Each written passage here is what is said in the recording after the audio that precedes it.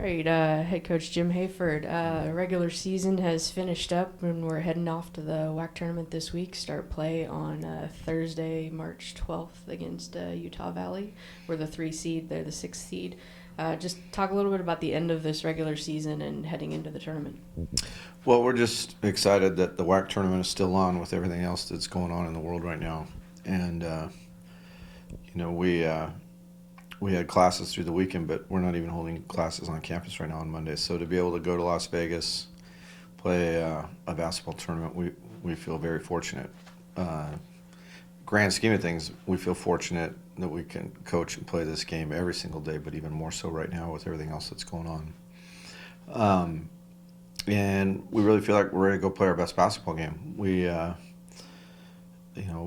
Our last 2 home games, we won and played really well against Grand Canyon and Bakersfield. Went down to Cal Baptist and lost on a buzzer beater at overtime against a really well-coached, well-playing team in a tough, hostile environment. And so we feel like we're right there to play with any of our opponents. And now got a week of rest. We're playing the other team that got rest. And we're just like, let's go see what we can do. So we're not an overconfident bunch because we're well aware that pretty much, New Mexico State, obviously by going undefeated, was heads and tails above everyone else, but they were in a bunch of close games. But that anyone can win or anyone can lose in these games in our conference, and so it should be really exciting basketball. And we're approaching it with just hard work mentality to go and do our best to outwork our opponents who we really respect. So you draw Utah Valley in the first round, went 2-0 in the regular season, one very, very big win, and then thrilling overtime game at their place. Just talk about that matchup and that opponent. Yeah, I've been a head coach 21 years, so I've had plenty of times where it's like, hey, you have to beat a team the 3rd time, and I've heard that saying ad nauseum.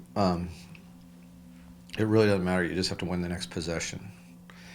And if you win enough of the next possessions, the scoreboard will take care of itself. And so we'll just really stay locked into the process and what we can control. And we have great respect for Utah Valley. I think Mark Matson's one of the great up-and-coming young coaches in America, and really had to kind of re-put a whole team together that really, for all intents and purposes, should have won at New Mexico State. It was just a prayer that New Mexico State made that bucket.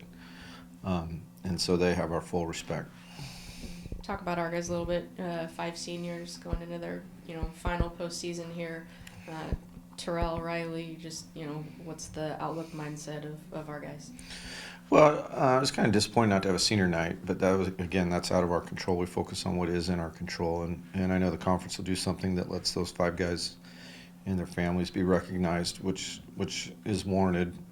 And so just like every other coach of every other team, now last year we didn't have any seniors, but so just guys, they want to go out playing their very, very best game, and what can I do to make my career last one more game? What can I do? And so I think that's what those 5 guys bring to Las Vegas with our team. Any final thoughts about this week coming up?